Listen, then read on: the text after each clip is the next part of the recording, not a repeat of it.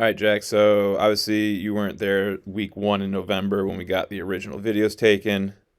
So we don't have anything to compare to, but obviously we know what we've been working towards and on over the last, not just last 3 months, but the last year or so with you. And that is trying to get us to be able to release out in front, getting that chest and chin to get ourselves out versus just having to kind of like really rotate side to side, putting us in a position where we're finishing almost negatively or going backwards. So if we just take you to release, we can see that ball is out of your hand, like right here. And we just kind of go down from, oops, wrong buttons. We just kind of go down from there. And we can see we're releasing that ball like in line with our head or almost in line with our belt buckle. If I did a straighter line down, that's better. I got a little crooked, but you can obviously see what I'm trying to get at here, right? We're very tall. We get the foot strike, right? And we're here. We get to release and we're there. That's all that we're able to get out in front of ourselves to release this baseball. So whether we're doing med ball drills to keep getting us more comfortable being out in front, whether we're doing the single leg throws where we're just already on that front leg and learning how to throw, because when your body gets out in front the most, it's over this way versus getting out that way and then finishing to that way. Most of your extension is just in this direction, right? So that would just be like if we want to be able to make that next velo jump, that's where it's at. All right. Because right now, any extra velo we get in terms of strength or energy is just going to get blown out this way as we're trying to get that ball out in front of us. So none of the applied extra power would go to the throw. So we just need to keep working and train that body and learning how to catapult it forward versus having to pull it to the side to get things out in front with that arm.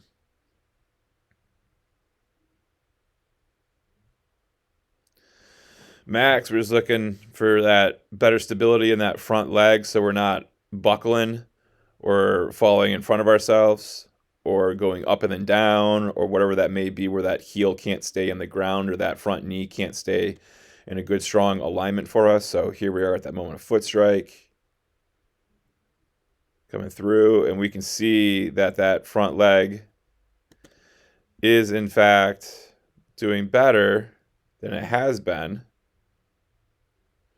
We're still having to get a lot of front leg rotation because we're not quite getting enough of it beforehand, right? We're still hitting that inside part of that front foot because this front knee is not rotating enough. So now that front foot's in the ground, it's going to roll over. The front knee's got to buckle out. And now that we're in a good alignment, that baseball is all but out of our hands, right? Oops. And what I want you to look at, and whoever you've been playing catch with has been probably doing you an injustice of letting you know how that baseball's spinning, because as we're coming through, if we look at this new video, like we are very close to almost cutting that ball off.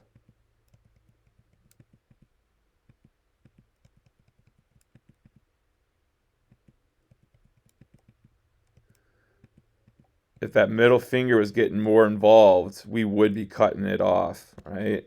Hopefully your eyes have been there the whole time. We can just see how right now we got a lot of like the pinky leading the way and the thumb's kind of back here, right? And then if everything just got pulled down from there, there's a great chance we're yanking, at least this pitch in particular, low glove side. So I would just talk to your throwing partner and just have him really be focusing on that spin for you. So that way he can let you know if you do cut anything off. And that way you can go ahead and make the necessary adjustments. But we just need to keep getting this front leg rotated more before it hits the ground, right? We can even see the back leg's not really fired yet. right? Technically, you're in the ground right now, and that lower half has not fired yet. And the lower half's not going to be able to fire really until that front knee gets more rotated.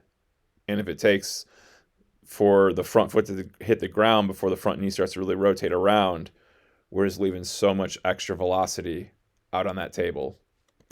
So if we want to make that next velo jump, we need to get that front knee to get rotated more before it hits the ground.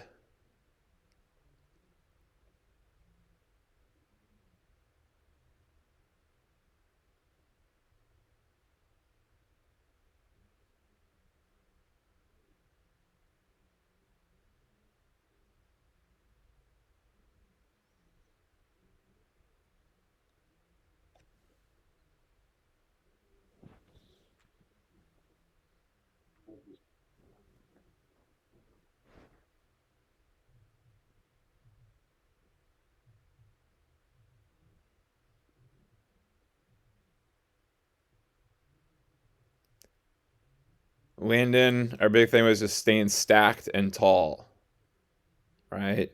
Stacked and tall versus the leg going up, the back knee bending a bunch for us to go down a bunch, us leaning backwards a bunch, and not really having the ability to get going to the target. So if we watch from the top of the leg lift, that upper body is already starting to tilt backwards. That upper body is already starting to tilt backwards, backwards, and now we're just here.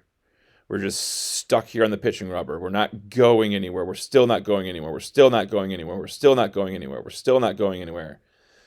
And now we have ran out of not just time before this front foot hits the ground, but distance before this front foot hits the ground.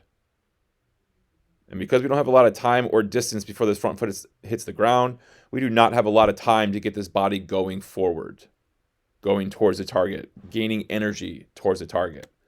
And now we just got to rip, pull, and hope I can be on time in a good direction to throw strikes with.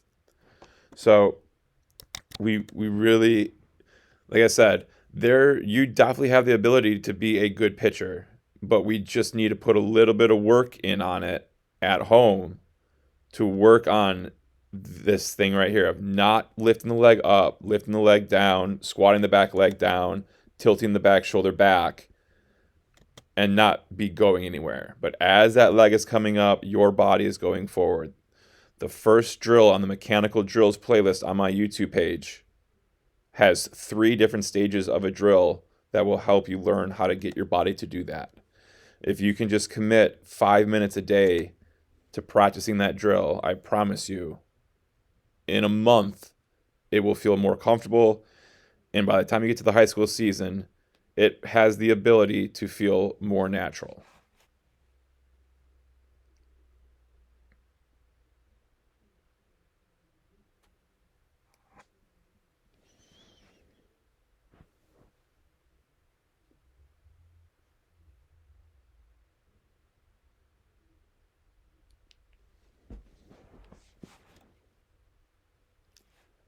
Tyler, we got rotate my front leg in that arm path of yours. So we'll look at that front view first for us to see that front leg and if we are getting it rotated or not before it hits the ground. And we can see as that front foot is getting into the ground here, the foot is trying to rotate, but we can see that knee is pretty much in that same exact positioning. And because of that, the knee is either going to have to sway, buckle, or move over here, or everything in the upper body is going to have to tilt over here. And here is that tilting that we said would happen. And if we're tilting here, if we're tilting as we're trying to throw, where's this throw's energy now going? We can almost quite literally see that arm go and fling out that way as the upper body is falling this way. Opposite directions of energy reduces overall output of energy. We really need to go back and commit to that front leg rotation drill on the mechanical drills playlist on the YouTube page that I showed and introduced to you in this original video here. And we really need to recommit ourselves to working on that drill. I haven't seen you work on it in eons, and it's showing here in the video because it's looking almost the same. So if we then go to your side view and look at the arm path as we separate our hands, and it's almost as if we are watching a mirror copy of that arm path in that new video. We do it once more. It's coming out the same way. Hands are separated in the same way. Arm is loading up the same way. It's bending in to our head the same way. And then it's got to get away from our head. Right? And if that ball gets too close to our ear when we throw, unless we're going way over the top with our arm slot, if we're not going way over the top with our arm slot, if that ball gets super close to our ear before we start to rotate the throw, it's going to end up getting super far away from our ear when we do throw. All right, so if we want the ball to be this close to our body as we're loading it up, that's fine, but we got to find a way then to flip those shoulders down and to get that arm up higher so this arm is safer and flows better.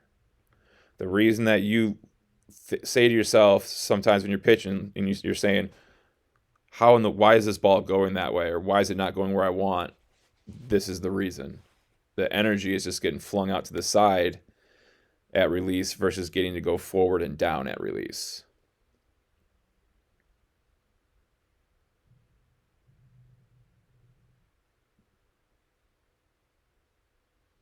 So we really need to get back to doing our drills of both getting that front leg to get rotated better for us. And better meaning more, and more meaning before it gets into the ground. And then readdressing that arm path so that way we're not so tight.